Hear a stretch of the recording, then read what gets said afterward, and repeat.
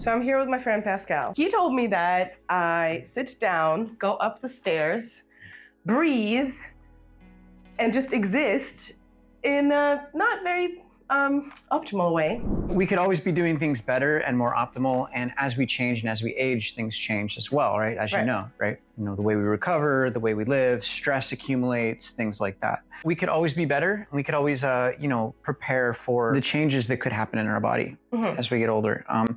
And simple things like just how we sit in chairs, the fact that we start avoiding the ground more and more as we get older. Yeah, why do we start avoiding the ground? Well, we get higher up. There's also the way society's set up. Most people sit most of the day. We're sitting in cars. We sit on the couch at home, you know, furniture. Yeah. All those things keep us from moving in ways that limit our mobility, right? Yeah.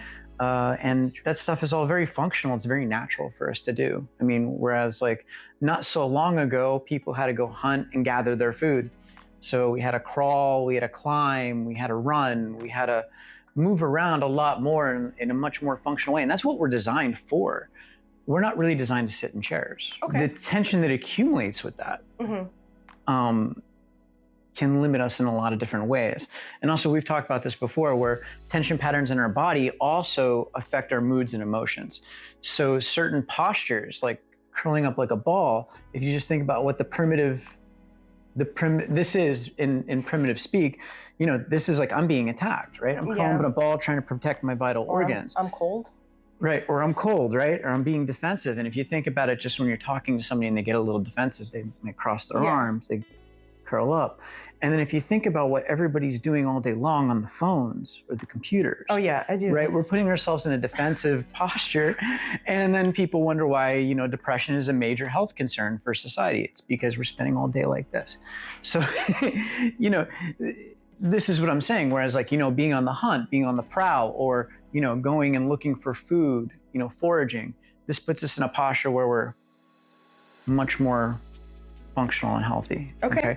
So, you know, this is just a little bit of background about why. Let's start with breathing first.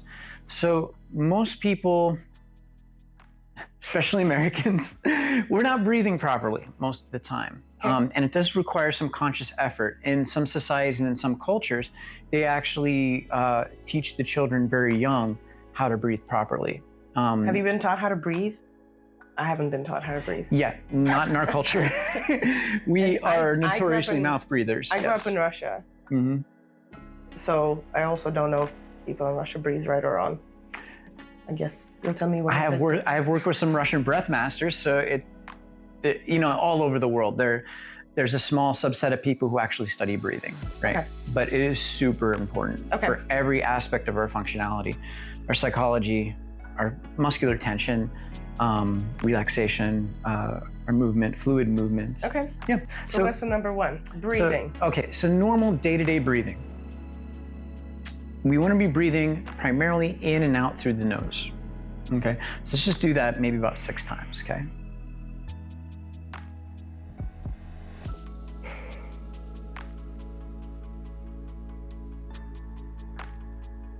Now, there is a structure to this.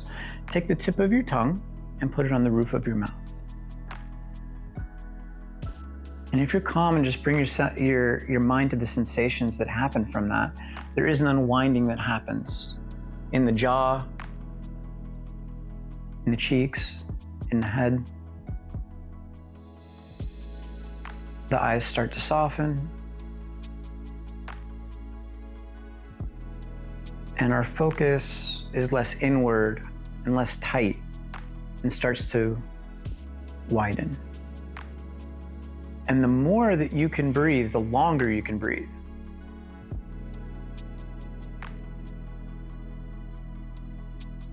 Baseline for good breathing is 5.5 breaths per minute. Okay, so I usually tell people count 6 inhale, 6 outhale, 6 exhale. Outhale? Yeah, outhale. You can edit that out. So no, I'll keep that. Okay, so about a count of 6 in and a count of 6 out. Okay. I've heard that outhale needs to be longer than inhale. Is that true or no? No. Okay, so there needs... It depends. Okay, got it. Depends on what you're doing. Oh, we're gonna get to that. Okay, Yes. so lesson number 1 is we're just breathing. This is just day-to-day breathing when you're walking, sitting, Okay, doing normal things. great. Tongue at the Normal effort. roof of the mouth, jaw closed. Jaw relaxed. Mm-hmm. So like there's a little space between the teeth. Okay. So I'll go through the checkpoints again. We're doing a count of 6 in, 6 out, through the nose only, tip of the tongue on the roof of the mouth.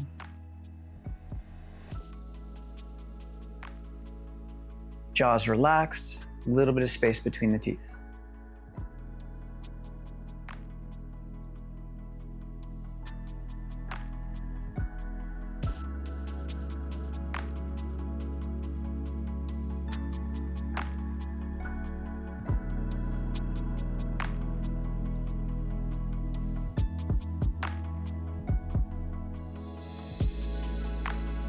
Now there is a hack for this. This can also help with snoring. Oh, I snore. So if you take a piece of tape, put it over your lips, keep your lips shut while you're sleeping, I've you'll be heard forced to breathe through your nose. that. You pointed like this, not like this. Mm-hmm. Because I know some people, they would put like a Band-Aid over their mouth to learn how to breathe through the nose. Yeah. While they sleep. Is that, No, just a little piece of medical tape from here to here. Okay. To help you keep your mouth shut.